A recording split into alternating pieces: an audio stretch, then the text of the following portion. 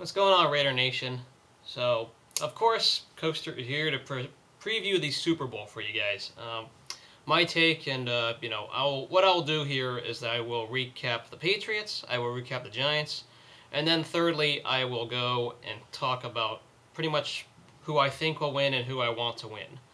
So first off, let's start with the Patriots.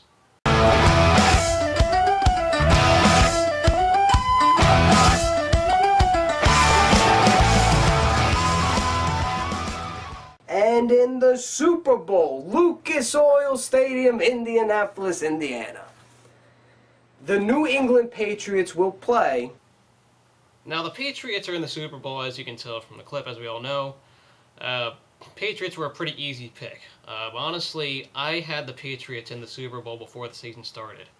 There were two teams, of course, I had, and I know I don't tell you my predictions here on camera, but to the 6 or 7 of you who I've talked to all season long that know me well, you know the Patriots were one of the teams I had. And one of the main reasons was pretty much this reason only. One of the, I guess, Kool-Aid drinking quotes. Take a look. It doesn't matter what happens. As long as they got Tom Brady and the guy in a hoodie, they're one of the top teams in the AFC. So with that being said, the Patriots, as I said, were a team I had in the Super Bowl. It's all about Brady and, of course, Belichick. The thing that was big to me was the fact that they were 14-2 in what was supposed to be a rebuilding year last season. They've overcome a little bit of adversity with injuries in between. It's not exactly about the wide receivers as much as the tight ends this year. It's all about Hernandez and, of course, Gronkowski, who, former U of A standard, if you watch Pac-12 football, you knew who Rob Gronkowski was. And big pickup, big draft pick when he was drafted in the second round for the Patriots. Their defense, still very questionable. You still got Will Fork, you got the usual suspects up front. Their secondary, very questionable. I'm not exactly all impressed there. As I said, only in the front seven. Of course, I said Will Fork and Mayo, the two guys that, for the most part, have impressed me. But Tom Brady has that effect on players where he makes any wide receiver look good. No offense to Wes Welker, but I think he would have been an average wide receiver if he played for a team without a quarterback. So, first, that is props, of course, to Brady, being that he passes the ball well and is playing elite. Big thing, of course, for the Patriots got some going is that they don't turn over the ball as much as they could. Ben Jarvis, Green-Ellis, the running back, has been pretty good at doing that.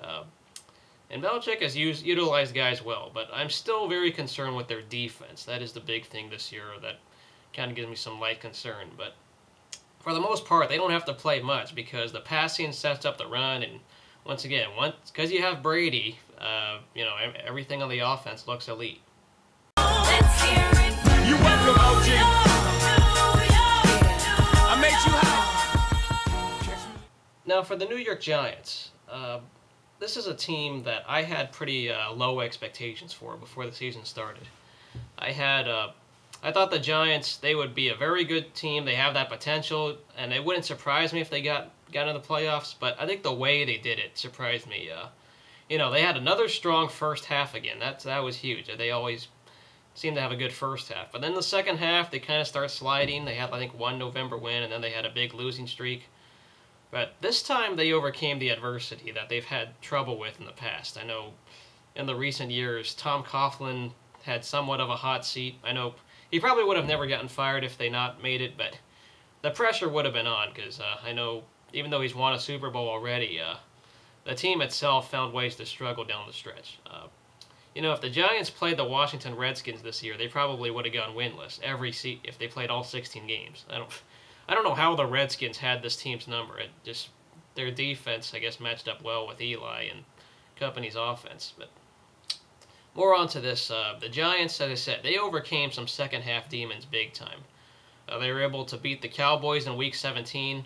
But the fact that they beat the Cowboys in the second half, when it's mattered most, has shown how much adversity they've overcome. They've had injuries all over. People wrote off this team when it came to free agency because they lost a share of players. Everyone was, of course, said the Eagles would win the NFC East division. But the Giants, the NFC East may have had a lot of parity in between, but there was still some nice balanced competition. Yeah, they beat the Cowboys in Jerry World and later in Week 17. overcame all that adversity that they've had in second half demons. Jason Pierre-Paul, who was a first-round pick a couple years ago, breakout player on the defensive line. And Umanura is still Umanura, and so is Justin Tuck. Of course, the front seven has gotten much better since then. Statistically in the regular season, their defense was very questionable, but Eli Manning, he's shown that he's an elite quarterback. The receivers, Hakeem Nicks, another first-round pick who they had a few years ago, still playing very well. The name, of course, that got on everyone's radar was Victor Cruz. I don't think anyone that's not a Giants fan or that's not an NFC East fan for that matter knew who Victor Cruz was before the year, but dude's a stud for a receiver that's mostly a no-namer to someone like me out west. I didn't know who he was until that game against the Eagles. Ballard's been an okay tight end for them, acceptable. The offensive line still solid. And once again, the pass sets up the run, just like the Patriots, because Brandon Jacobs and Bradshaw, both very serviceable running backs. They don't exactly have a great running game or elite running game, but when you have a quarterback like Eli Manning, you don't need to. So once again, receivers, forgot to mention Manningham for that matter, they're all pretty solid. They don't have to worry about the receiving core or the quarterback.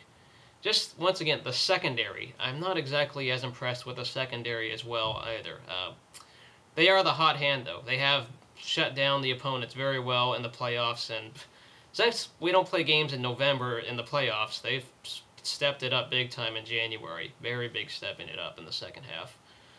Secondary, I think Antrell Roll is just a tad overrated. That's the guy that kind of scares me if we're talking about secondary.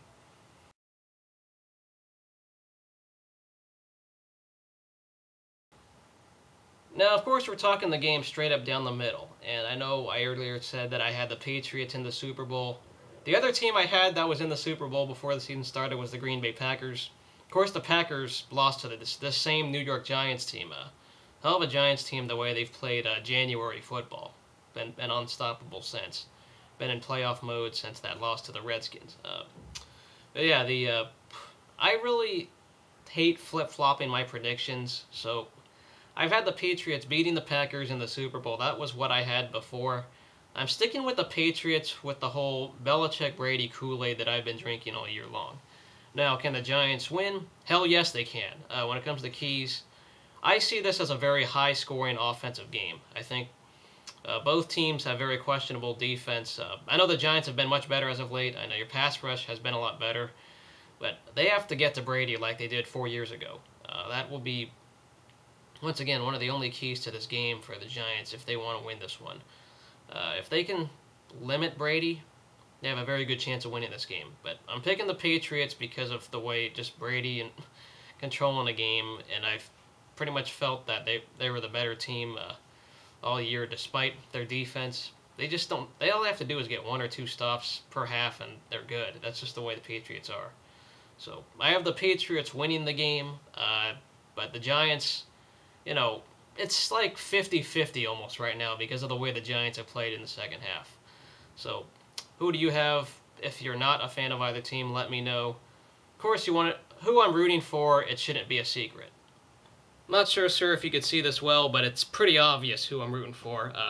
If J. Watt can do this as well, roll the tape. This is a state of motherfucking emergency, Cowboy Nation. And I think you know what I'm talking about.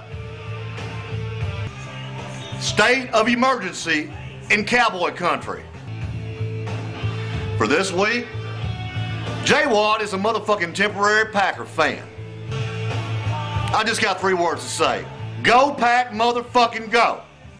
If he can do this at well, so can I. I mean, it's pretty rough. Ben, obviously, you gotta hate the Patriots for obvious reasons. I think we all know why every Raider fan dislikes the Patriots, and if you're a Patriots fan and you hate that, then that's your problem. But yeah, it hurts. That game 10 years ago, 10 plus years ago, it still hurts to this day. To know that we were taken away by a call and then blowing it the way we blew it against the Patriots 10 years ago. Aaron's last game, it hurts. Yeah, this is about as close to my whole New York looking collection. You know, I hate most New York teams, but I'm okay with these New York ones. I got nothing against the Giants. They're all right. The Jets kind of hated it a little bit, but Giants are so-so to me. I got no problem with them. But I'm gonna be a temporary Giants fan. As Jay Watt said, he was a temporary Packers fan last year. I'm gonna have to just be rooting pretty hard for the Giants, just like I did 4 years ago. You know, the whole subplot of the rematch and everything. You know, no perfect season. You know, if the Patriots win, it's not the end of the world. But like it would have been 4 years ago if the Patriots had a perfect season the way they did. But it's not the end of the world. But it would be better if they didn't have more rings than they already do have. I'm already sick of them winning for obvious reasons. But yeah, let me know, guys, who you think will win if you are not a Giants or Patriots fan. And who are you rooting for to win? I'd like to know, especially if you're a fan of an NFC East team, because I know you pretty much lose either way. You hate the Patriots or you hate the Giants because you're a division rival. And then also if you're a New York Jets fan, because I know they supposedly hate the Giants. I mean, theoretically they would, based on logic. I'd like to know who you're rooting for as well. If you're a fan of either team, I know who you say is going to win, who you want. So let me know why your team is going to win, if you're a fan of the Giants or the Patriots. If I didn't already mention why, I'd like to know that as well. So who do you have winning? Who do you want winning? And I'd like to know why you have those reasons. Let me know what you guys think in the comments below. We'll see you guys later, and I'll have a post-game reaction. Hopefully not too late. I'm going to have to do some writing. But I'll have a post-game reaction sometime, probably maybe a Monday, as late as Monday. So see you guys later, and enjoy the Super Bowl. By the way, guys, a very quick shout-out. Check out the description below. There's, first of all, a Patriots fan who actually is worth watching. Pat's turned 50 in 09. He's an okay video maker. Check him out below. I talk to him on Twitter all the time. One of the legit guys on here. I know there's several others, but I usually give one shout-out to both fan bases. There isn't as big of a YouTube presence as you'd think on here with Patriots fans, even though there's a lot of typers. Not as many video makers as you'd think. Now, with the New York Giants, there's a huge presence. I mean, the NFC East, for those of you in Raider Nation who don't know, the NFC East has the biggest presence division-wise, so plenty of Giants fans on here. But the one that I like watching the most, New York Giant Pride, check him out in the description. Very good editor, and I think that's his job pretty much, is being director, producer, whatever. And he's the one who puts up the quality videos and does the trash talking pretty well. So if you're in Raider Nation and you've never seen some of the other video makers on here, check this guy below, New York Giant Pride. Pretty much the whole TTC knows who he is, so check him out. Also, I used Mighty E-Rock and J-Wad in these videos, so they also, brief little shout out to you guys. Pretty cool video makers as well. One is a Dallas Cowboys fan who lays the trash pretty well, and then Mighty E-Rock is a good analyst for the Philadelphia Eagles. So we'll see you guys later, and enjoy the Super Bowl.